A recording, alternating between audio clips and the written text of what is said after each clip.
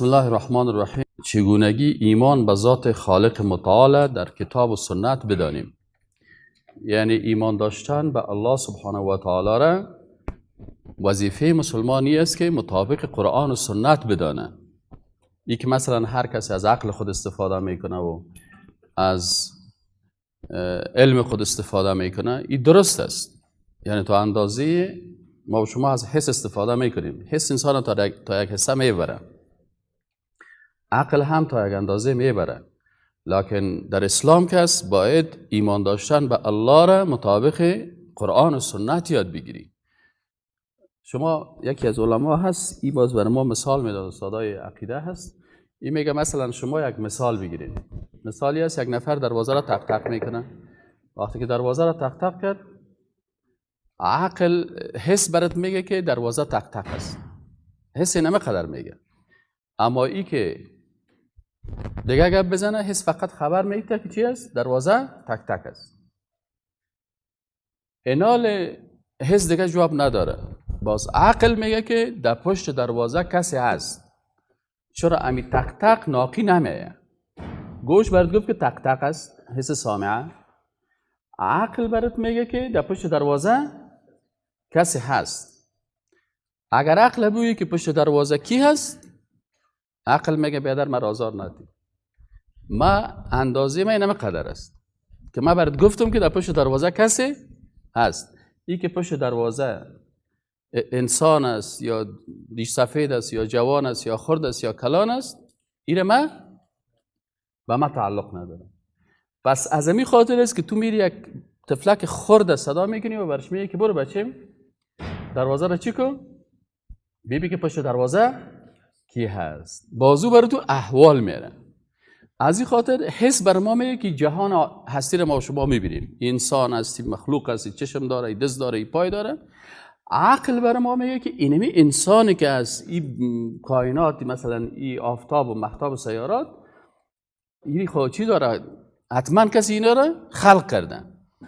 این حال اگر حس و عقل پرسان کنیم میگه که حالا حتما خالقی داره. حالا این خالق کی هست؟ چی صفات داره؟ متوجه هستین؟ و این را باید از طریق چی بفهمی؟ از طریق وحی. پس پیغمبران را الله رایی میکنه، او بر ما میگه که این جهان کی خلق کرده. اینال قاعده همی است که ایمان به ذات خالق متعال مطابق کتاب الله و سنت رسول الله صلی الله علیه و سلم باید بفهمیم. اینال اگر کسی تنها به حس خود و به عقل خود اکتفا میکنه، با صفات خالق و ذات خالق درست شناخته نمیتونه. چرا؟ خالق متعال مربوط غیب میشه و غیب باید از طریق چی باشه؟ از طریق وحی باید باشه. متوجه هستیم؟ باید از طریق چی باشه؟ وحی باشه. این حال بسیاری کسایی که در وجود خالق از عقل خود کار میگیره، در یک چیز غیبی مداخله میکنه. از این خاطر اکثرا فلاسفه‌ای که عقل خود در شناخت خالق، یکی عقل اندازه خود داره. عقل برات میگه بله اینمی جهانی که هست، مثلا اینمی عقل برای من میگه که اینمی کامپیوتر تصادفی نیست، اینمی ورد است، ویندوز است، اینمی فایل ها هست، اینمی چیزای از این که هست، این یک کسی ساخته است. این حال عقل برای من گفته نمیتونه که کی ساخته. من مجبور هستم به چی مراجعه بکنم؟ به مو کتلاگی که در امرای ازی هست. در اون کتلاگ برای من گفته که کی ساخته، چه قسم ساخته، چرا ساخته، این شرایط شکلش برای ما میگن. پس حس و عقل نمیتونه که حس و عقل انسان تا یک قسمت میرسانه. باز مجبور هستی که از چی استفاده کنی؟ از وحی. از این خاطر خالق متعال هم به خاطر جهان و عالم هستی برای شناختش کتاب روان کرده که قرآن عظیم الشان است. و همچنان اینال صفات خالق متعال چون مربوط غیب میشه، وقت فلاسفه، اکثرا شما فلاسفه رو ببینین، علمای ساینس رو ببینین، علمای تکنولوژی رو ببینین، اکثر از اینا ایمان داره که خالق وجود داره. اما وقتی که از عقل خود بیشتر کار گرفتن و خواستن که خالق از طریق عقل بشناسن، در گمراهی رفتن. نفهمیدین مقصد من؟ یعنی عقل و حس را تا یک قسمت میرسانه، جهان میبینی با حست و عقلت میگه این جهان خالق داره. این اکثر ساینسدانا و فلاسفه یا قبول دارن. هر کس شونک پرسان کنه میگه بله من ایمان دارم به وجود خالق. مشکل کلگی ده چی است؟ ما و شما که مشکل نداریم، به خاطر همین قاعده را تطبیق میکنیم که آل ای خالق ذاتش چه قسم است و دارای چی صفات است، این باید از طریق چی بشناسی؟ وحی بشناسی. و در جایی که وحی برات میگه مربوط غیب است، در اونجا باید تسلیم شوی، بگویی که نمیفهمم. مثلا ما و شما میگیم در قرآن برای ما گفته الله ید داره، ید الله فوق ایدیهم. آل اگدهی از عقل خود کار بگیریم گمراه میشیم. پس میگیم که ید الله فوق ایدیهم. وقتی که پس میگیم این حال ید الله را، آیت دیگه قرآن میگه که لیس کمثله شیء. پس ید خدا، ید خالق متعال مثل ید انسان نیست. اگر تشبیه کردی شرک آوردی. اگر تمثیل کردی گفتی العیاذ بالله دست الله مثل دست فلانی مخلوق است، شرک شد. صحیح نه؟ اگر انکار کردی گفتی نه هیچ ید نداره، آیت قرآن چی شد؟ کفر شد. پس ایناله فهمیدین یا نه؟ پس در ذات خالق متعال ما و شما چی میگیم که الله متعال گفته که خالق هست. بله، این خالق چه قسم خالق است؟ میگیم لم یلد ولم یولد ولم یکن له کفوا احد. خلاص این رو فهمیدیم؟ بله، خالق در قرآن صفات خدا گفته، ذات خدا گفته، کیفیت زیر بر ما بیان نکرده. آیا دست خالق متعال کیفیت داره؟ ید الله کیفیت داره یا نداره؟ کیفیت داره، اما کیفیت شما نمیدانیم. فهمیدی یا نه؟ نفهمیدین گپه؟ الله ید داره. یک آیت قرآن میگه که الله دست داره. صحیح نه؟ در آیت دیگه قرآن میگه که الله نفس ذات داره. صحیح؟ آل ذات الله مثل ذات انسان است؟ نه. چرا آیت دیگه قرآن چی میگه؟ لیس کمثله شیء. پس الله ذات داره، ذات الله را باید مطابق قرآن بشناسی. قرآن ذات الله را معرفی میکنه، میگه لیس کمثله شیء. صحیح شد نه؟ و باید در دیگه آیت قرآن میگه که ولا تضربوا لله الامثال. برای الله مثال نگوید که مثلا من میگم که شیخ مثل او برادر دیگه هست. پس وقتی که این دو تا را مثل میگیم خود دو تا مخلوق است، در ذات خالق باید دیگه نزنیم. پس ما ایمان داریم که الله سبحانه و تعالی ذات داره، انسان هم ذات داره، لکن ذات الله مثل ذات مخلوق نیست. ذات مخلوق محتاج است، ذات خالق محتاج نیست. اکثرا بت پرستا و قبر پرستا مشکلشانی است که خالق متعال به پادشاه چی میکنن؟ تشبیه میکنن. پادشاه مخلوق است نیست، پادشاه محتاج است. پادشاه به سکرتر ضرورت داره، پادشاه به رئیس دفتر ضرورت داره. صحیح نه؟ این یه وقتی که خالق متعال به پادشاه تشبیه کردن، اینجا برشان چی پیدا میشه؟ شرک پیدا میشه در صفات الله. پس فهمیدین این قاعده را؟ در این قاعده میگه که ایمان به ذات خالق از طریق چی بفهمیم؟ از قرآن و سنت بدانیم. بسیاری کسا مشکل شانی است که به قرآن و سنت رجوع نمیکنن. به چی رجوع میکنن؟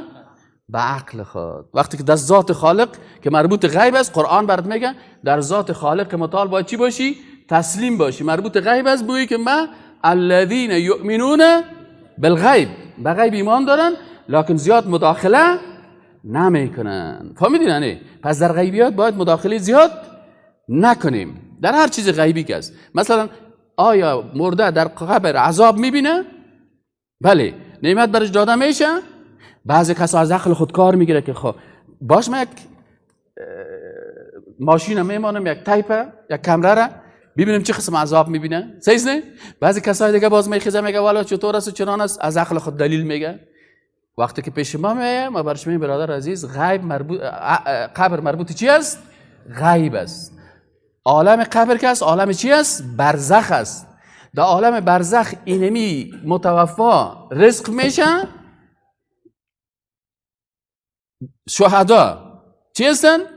ولا تقولوا لمن یقتل فی سبیل الله اموات. بر ازیا مرده نگوین، اما در آیت دیگه میگه که کل نفس ذائقه الموت، هر کس میمره. پس اینا به حساب جهان ما چی هستن؟ مرده هستن، اما به حساب عالم برزخ که عالم غیب است یا زنده هستن. در اونجا رزق میخورن، دوزخی ها عذاب میبینن. اما اگر تو در پالوش خوام باشی نمیفهمی. چرا نمیفهمی؟ مربوطه غیب است. اگر بفهمی باز از غیب خلاص شدی برآمدی. حالا اگر مثلا یک مرده مثلا یک کمونیست یک کافر ترکی یا حفیظ الامین یا نجیب مردهش بکشه و اونجا بخیزه بر مردم که او مردم تو گرسایت شیده فرقم خورد که انتم هستم، یک کافر در دنیا کلی مسلمان میشه. حتی فرعون چه وقت مسلمان شد؟ وقتی که ملائکه را دید، میگه در وادی جان کندن که است پرده غیب برداشته میشه. فبصرک الیوم حدید، میگه چشم تو حدت پیدا میکنه. چی معنی؟ یعنی اینقدر میبینه، جنت میبینی، دوزخ میبینی، فهمیدی؟ ملائکه رو میبینی، ملک الموت میبینی، میاد جانت خفقت میکنه، روحت میگیره، کل چیزا میبینی. کفن که از جنت آورده میشه برای از کفن جنتی برای جنتی میبینه، ملائکه رحمت میبینه، ملائکه عذاب میبینه. پس ایناله اونایی که چیزا رو میبینن، الله متعال وقتی که این وعده ها یعنی چیزای غیبی هست کلش میبینه. فبصرک الیوم حدید. متوجه هستی نه؟ خب حالی که الله متعال میگه که فبصرک الیوم حدید، فرعون دعوای چی میکرد؟ فرعون میگه انا ربکم الاعلی، و مردم من خدایتان هستم.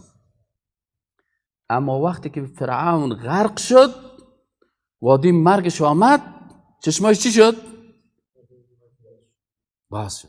وقتی که باز شد فبصرک الیوم حدید، صدا کرد فرعون آمنت بما آمنت به بنو اسرائیل، گفت من ایمان آوردم با آن چیزی که بنو اسرائیل ایمان آورده بودن. چرا؟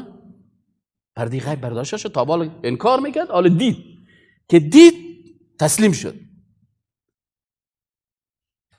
الله برش الان وقد عصیت، برات 30 سال 40 سال 50 سال 80 سال عمر دادم، ایمان ناوردی، حالا که به چشم دیدی حالا قبول نمیشه. پس در ذات الله و صفات الله را ما و شما میگه مربوط غیب است، کیفیتش نمیفهمیم. صحیح؟ آنچه که در قرآن و سنت آمده ایمان داریم. از این خاطری قاعده امیره بگفت که ایمان به ذات خالق متعال همون قسمی که در قرآن عظیم الشان هست. از مرگ خود بترس که تنها روی بگور، با منکر و نکیر جوابت دادنیست.